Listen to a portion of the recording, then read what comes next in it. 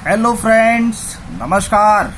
मैं योगेश चतुर्वेदी आज आपके लिए फिजिक्स के बहुत ही इंटरेस्टिंग टॉपिक को लेकर आया हूं। फ्रेंड्स, आप सबने चालक के नुकीले सिरे तो देखे होंगे।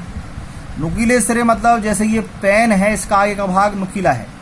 आल पेन हम सबने देखी, उसका आगे का भाग नुकीला है। तो ये नुकीले सिरे हैं। इन नुकीले सिरे की हम क्रिया विधि आज समझने वाले हैं। तो आप सोच रहे होंगे इसमें क्या समझना है। हम जानते हैं नुकीला सिरे का इस्तेमाल कहीं भी छेद करने के लिए किया जाता है। आल पेन से क्या करते हो, कागज में छेद करते हो ना, इजीली हो जाता है। अरे नहीं भैया, यहाँ पर उस क्रिया विधि की बात नहीं करने वाला हूं मैं जिस क्रिया विधि की बात करने वाला हूं वो आवेश से संबंधित है। ये नुकीले सिरे आवेश को स्प्रे के जैसा बाहर ट्रांसफर करते हैं, जिसे हम वैद्युत पवन कहते हैं। अब आप सोच रहे होंगे कि सर, स्प्रे का मतलब तो वही है ना, जब हम अपने बाल बनवाने जाते हैं तो वहाँ हमारे बालों पर जिस पानी का छिड़काव होता है वो फुहारें हमारे चेहरे पर पड़ती हैं, अच्छी लगती हैं। जब हम परफ्यूम कहीं डालते हैं तो उस स्प्रे कहते हैं उसको। हाँ, वही स्प्रे है। वो स्प्रे जिससे फुहार निकलती हैं, वो फुहार यहाँ पर आपको आवेश की फुहार निकलती हुई दिखेंगी। और कहाँ से? चालक के नुकीले सिरों से। है ना बहुत इंटरेस्टिंग।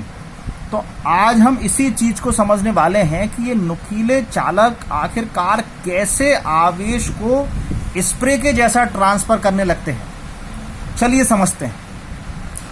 देखिए, इतना तो हम सब समझते हैं कि किसी भी चालक को दिया गया आवेश सदैव उसके पृष्ठ पर एक समान रूप से वितरित हो जाता है। ये तो हमने बहुत बार पढ़ लिया। चित्र में देखो, इसको दिखाऊं तो ये मैंने एक चालक लिया है। ये इसके पृष्ठ पर धनावेश एक समान रूप से वितरित है। अब एक समान वितरण को हम ऐसे भी समझा सकते हैं कि यदि इस पृष्ठ के मैं कई सारे भाग कर दूं और प्रत्येक भाग में आवेश की मात्रा चेक की जाए तो सभी भागों में आवेश की मात्रा समान होगी, अर्थात समान क्षेत्रफल में समान आवेश होगा। यदि समान क्षेत्रफल में समान आवेश है तो इसका मतलब आवेश घनत्व समान है। जी हाँ, यदि हमारा पृष्ठ सममित है तो उस पर आवेश घनत्व कैसा होता है? एक समान होता है। ये किसी भी चालक की बात हो रही है। अब अगर ऐसा है कि हमारा पृष्ठ सममित नहीं है, उसके कुछ भाग समतल हैं, कुछ भाग का क्षेत्रफल कम है। क्षेत्रफल कम होने का मतलब वो भाग नुकीले हैं। नुकीले सिरों का क्षेत्रफल कम होता है ना। जैसे ये पेन की नोक नुकीली है, इसके सिरों पर कम क्षेत्रफल है। आल पेन का सिरा नुकीला है, मतलब वहाँ क्षेत्रफल कम है। तो ये जो समतल चालक था, इस समतल चालक के बीच में मैंने यहाँ इसको ये नुकीला कर दिया। तो अब नीचे का क्षेत्रफल देखिए कितना ज्यादा है, यहाँ कम हो गया। तो ये क्षेत्रफल इतने ज्यादा से यहाँ केवल कितना रह गया? इतना सा रह गया। तो इन सिरों को हमने नुकीला सिरा बोला। तो अब इन नुकीले सिरों पर क्या होगा? आप देखो, सिग्मा की जो वैल्यू है वो क्षेत्रफल के व्युत्क्रमानुपाती है। यदि हम Q को कांस्टेंट कर दें तो क्षेत्रफल कम करने पर सिग्मा की वैल्यू बढ़ जाएगी, क्योंकि जो Q है वो तो आवेश का वितरण है। तो आवेश का वितरण तो एक समान होना है। अब आवेश का वितरण तो एक समान ही था, लेकिन हमने आसपास के क्षेत्रफल की तुलना में बीच वाले इन दो जगह पर क्षेत्रफल कम कर दिया। तो कम करने से क्षेत्रफल कम हो गया, आवेश उतना ही है। तो जब कम क्षेत्रफल हो गया तो आवेश घनत्व कैसा हो गया? बढ़ गया। आप ऐसे समझिए, आप अपने विद्यालय में जिस बेंच पर बैठे हैं उस एक बेंच पर मान लीजिए 3 लोग बैठ पाते हैं। कितनी बड़ी बेंच है वो। तो अब एक बेंच पर 3 लोग बैठे हैं। आपकी क्लास में ऐसी कई सारी बेंचेस रखी हुई हैं, उन सभी बेंचेस पर 3 लोग बैठे हैं। तो ये वितरण एक समान है। तो आपने जिस टेबल पर बैठना है, जिस बेंच पर बैठना है, उस बेंच पर आपका जो घनत्व है वो एक समान चल रहा है। अब अगर एक दिन ऐसा हुआ कि उसमें से एक बेंच कहीं कम हो गई और बैठने वाले तो आप 3 हैं, तो उसके स्थान पर हमें एक स्टूल मिला केवल। तो अब उस स्टूल को उस बेंच से यदि हमने रिप्लेस कर लिया तो बेंच तो लंबी थी, स्टूल छोटा है, मतलब क्षेत्रफल कम हो गया। तो अब उस कम क्षेत्रफल में फिर जो 3 लोग बेंच पर बैठते थे, क्या वो बैठ पाएंगे? तो आंसर है वो उस छोटे क्षेत्रफल में नहीं बैठ पाएंगे। क्यों? क्योंकि वहां पर अब जो घनत्व है वो ज्यादा हो गया है। क्षेत्रफल कम हो जाने से घनत्व कैसा हो गया? ज्यादा हो गया। तो उतने छोटे स्टूल पर अगर 3 लोग एडजस्ट करेंगे अपने आप को, तो कोई ना कोई तो बाहर गिरेगा ही। तो ऐसा यहां होने जा रहा है कि जब हमने इन सिरों को नुकीला बना दिया, नुकीले सिरे होने से क्या हो गया? क्षेत्रफल कम हो गया। क्षेत्रफल कम हो जाने से वहां आवेश घनत्व कैसा हो गया? ज्यादा हो गया है। मतलब कम जगह में ज्यादा आवेश एकत्रित हो गया है। तो आप जानते हैं कि जो विद्युत क्षेत्र की तीव्रता है वो E = σ/ε0 है। आपको याद होगा हमने फर्स्ट चैप्टर में समतल चालक के लिए जब तीव्रता निकाली थी तो यही फॉर्मूला आया था। तो ये जो हमारे पास सिग्मा है वो इस तीव्रता के समानुपात में है। तो सिग्मा ज्यादा तो तीव्रता ज्यादा, सिग्मा कम तो तीव्रता कम। तो अभी नुकीले सिरों पर हमने क्या देखा? नुकीले सिरों पर हमारा आवेश घनत्व बढ़ गया है। तो आवेश घनत्व बढ़ जाने से वहां तीव्रता भी कैसी हो गई है? बढ़ गई है। ये बात याद रखना आप कि जहां कहीं भी चालक में नुकीले सिरे होंगे वहां आसपास की तुलना में आवेश घनत्व ज्यादा होगा। इस कारण आसपास की तुलना में वहां विद्युत क्षेत्र भी ज्यादा होगा। अब हमने एक ऐसा चालक लिया जिसमें नुकीले सिरे हैं और इस चालक को हम कोई आवेश दे रहे हैं, तो वो आवेश जब इस चालक पर आ रहा है तो नुकीले सिरों पर ये आवेश घनत्व ज्यादा हो गया है। तो इसके जो आसपास की वायु है, ये आसपास की जो वायु है, ये वायु के कण मैंने दिखाए हैं। तो वायु परावैद्युत होती है। परावैद्युत होने का मतलब वो इस आवेश को बाहर ट्रांसफर नहीं होने देती। लेकिन एक बात ये आती है कि परावैद्युत का ध्रुवण भी तो होता है।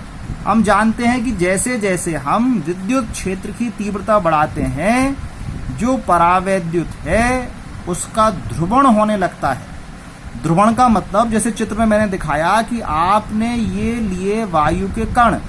अब इन वायु के कणों में वही इलेक्ट्रॉनिक संरचना है। कैसी? कि प्रत्येक अणु के अंदर एक नाभिक है ना? जो परमाणु होगा उस परमाणु के अंदर एक नाभिक होगा। नाभिक के बाहर इलेक्ट्रॉन घूम रहे होंगे विभिन्न कक्षाओं में। अब यदि मैं इसकी चालक से तुलना करूं तो चालक और इसमें क्या अंतर होता है? चालक में जो बाहर इलेक्ट्रॉन चक्कर लगा रहे होते हैं उन सबसे बाहरी वाली कक्षा के इलेक्ट्रॉन इजीली फ्री हो जाते हैं, मुक्त हो जाते हैं और चालन में भाग लेते हैं। कुचालक में क्या होता है? वो इलेक्ट्रॉन नाभिक के आकर्षण से मुक्त नहीं हो पाते हैं, इसलिए उसमें फ्री इलेक्ट्रॉन्स नहीं होते हैं। तो ये परावैद्युत होने के कारण इसमें फ्री इलेक्ट्रॉन्स नहीं है, लेकिन वो इलेक्ट्रॉन तो हैं जो नाभिक के बाहर चक्कर लगा रहे हैं। तो जब हमने इस नुकीले सिरों पर आवेश दिया तो यहाँ आवेश जैसे जैसे बढ़ा वैसे वैसे विद्युत क्षेत्र भी बढ़ा। और इस विद्युत क्षेत्र के बढ़ने से क्या हुआ? ये जो हमारे वायु के कण हैं इन पर जो इलेक्ट्रॉन है वो इस धनावेश के कारण आकर्षण बल महसूस करने लगे। जैसे जैसे विद्युत क्षेत्र बढ़ता गया उन पर आकर्षण बढ़ता गया।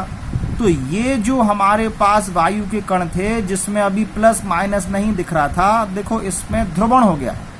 ध्रुवण होने का मतलब ये ऋण अलग हो गया और धन अलग हो गया। तो अब ये इलेक्ट्रॉन इन धन आवेशित नुकीले सिरों की ओर आकर्षित हो रहे हैं। यदि आपको परावैद्युत का ध्रुवण अभी समझ में नहीं आ रहा है तो मेरा एक अलग से टॉपिक इसके ऊपर बना है, आप वहां पर परावैद्युत का ध्रुवण समझिए तो ये चीज आपको बहुत अच्छे से समझ में आ जाएगी। तो जब इस परावैद्युत का ध्रुवण हुआ तो ये जो इलेक्ट्रॉन सारे इस धन आवेशित नुकीले सिरे की ओर आकर्षित होने लगे। अब आपने और ज्यादा इसको आवेश दिया, जिससे आवेश घनत्व और बढ़ गया, तीव्रता और बढ़ गई, आकर्षण बल और बढ़ गया। तो एक स्थिति ऐसी आई कि इनने उस इलेक्ट्रॉन को वायु के कण से तोड़ लिया, खींचकर अपने अंदर ले गए। तो अब वायु के कण पर केवल क्या बचा? धनावेश। इसका मतलब वो वायु आवेशित हो गई, उस पर आवेश आ गया, या हम ऐसा कहें कि चालक से विसर्जित होकर आवेश कहां पहुंच गया? वायु में। मतलब वायु का रोधन टूट गया।